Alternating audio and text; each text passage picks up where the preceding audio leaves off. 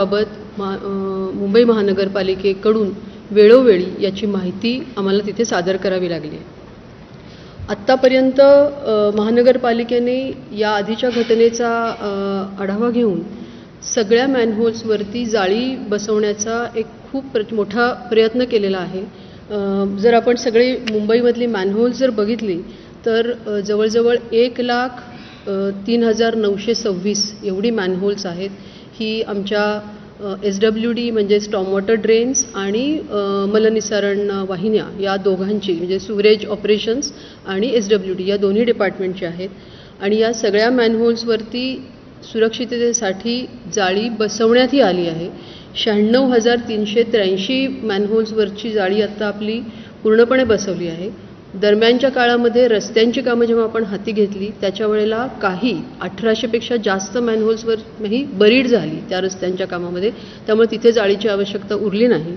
आणि साधारण 4,446 मॅनहोल्स अशी होती की जी रस्त्यांच्या कामामध्ये आपल्याला ओपन करावी लागली होती आणि ती सगळी आता कामं जसजशी पूर्ण होतात तसतशी त्याच्यावरती जाळ्या बसून त्याच्यावरची जी झाकणं आहेत ती लावण्यात येत आहेत। आता रिसेंटली आम्ही माननीय उच्च न्यायालयामध्ये याच्यासाठीचं एक ॲफिडेव्हिट सादर केलं। त्यात वेगवेगळ्या वॉर्डमध्ये किती ठिकाणी ही जाळी आपल्याला रस्त्यांच्या कामामुळे काढावी लागली होती आणि ती आता लावण्याचं काम चालू आहे त्याचाही तपशील दिला आहे। सदर घटना एल वॉर्डमध्ये घडली। एल वॉर्डमध्ये काही दिवसापूर्वी 75 मॅनहोल्सवरच्या जाळ्या लावायच्या अजून बाकी होत्या, परंतु आता लेटेस्ट जो अहवाल आमच्याकडे आला त्यात केवळ 4 मॅनहोल्सवरच्या जाळ्या लावायचं शिल्लक होतं आणि त्याच्यापैकीच एकाचं जाळी लावण्याचं काम हे वॉर्डनी हाती घेतलं होतं।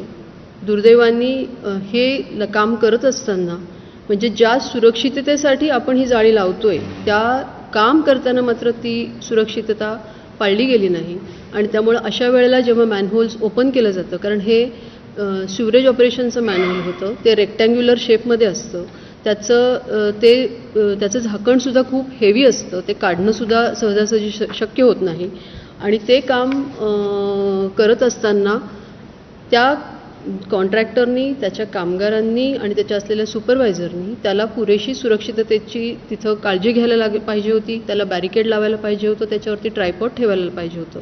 परंतु जेव्हा आम्ही CCTV फुटेज बघितलं तर त्याच्यामध्ये असं काही त्यांनी केल्याचं दिसत नाही आहे।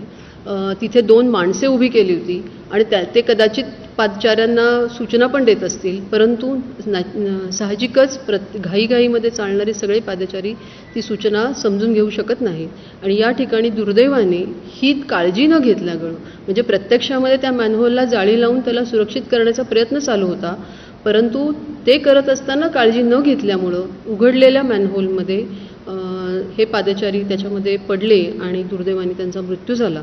त्यामुळे ही अतिशय गंभीर घटना आहे। गेली 3 महिने माझ्याकडून आणि माझ्या आधीसुद्धा आपण पावसाळ्यापूर्व तयारीचा भाग म्हणून, कारण पावसाळ्यामध्ये जनरली पाणी जाण्यासाठी काही वेळेला मॅनहोल्स उघडली जातात, अपघात घडण्याची शक्यता असते, याची दखल घेऊन गेले 3 महिने ज्या अनेक बैठका घेतल्या, ज्या अनेक साईट व्हिजिट्स मी आणि माझ्या सहकार्याने केल्या, त्याच्यामध्ये हा आमच्या आढाव्याचा सगळ्यात महत्त्वाचा मुद्दा होता की सर्व मॅनहोल्स सुरक्षित आहेत की नाहीत, सगळ्यावरती जाळ्या आहेत की नाहीत, सगळ्यावरती झाकणं आहेत की नाहीत आणि तशा प्रकारचे संपूर्ण डिटेल्स हे अगदी रेग्युलरली त्याचा रिव्ह्यू घेतला जात होता आणि त्याच्यामध्ये रस्त्यांच्या कामांमुळे जी मॅनहोल्स आपल्याला ओपन करावी लागली होती ती नव्याने लागली होती, त्याच्यावर जाळ्या बसवण्याचं काम चालू असून ते पावसाळ्याच्या पूर्वी 31 मे पर्यंत पूर्ण करण्याच्या सुद्धा सूचना दिलेल्या होत्या।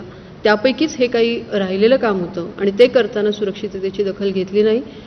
ही बाब खूप गंभीरपणे घेतली आहे आणि त्याच्यामुळं या घटनेची अगदी सविस्तर चौकशी करण्यासाठी मी आमचे अतिरिक्त आयुक्त पश्चिम उपनगरे जे SO हा विभाग त्यांच्याकडे आहे, त्यांच्या अध्यक्षतेखाली एक कमिटी नेमलेली आहे। त्याच्यामध्ये डेप्युटी कमिशनर GA, त्या विभागाचे डेप्युटी कमिशनर आणि डेप्युटी कमिशनर इन्फ्रास्ट्रक्चर हे तर त्याचं मुंबई पालिका आयुक्त अश्विनी भिडे सध्या बोलत होत्या आणि त्यानंतर आपण पुन्हा एकदा घटनास्थळावरती जाऊयात.